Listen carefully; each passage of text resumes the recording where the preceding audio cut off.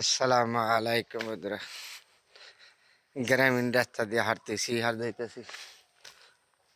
জি, এটা হলো আমার নিজ গ্রামের বাড়ি, নরসিংদী জেলা। ঠিক বিকালবেলা আমি হাইটে এক জায়গায় যাচ্ছি, তো এই যেদিকে তাকাবেন সবুজ সময়, তাহলে আপনাদের সাথে শেয়ার করলাম যে এটা হলো আমার নিজ গ্রামের বাড়ি, জন্মভূমি এলাকা।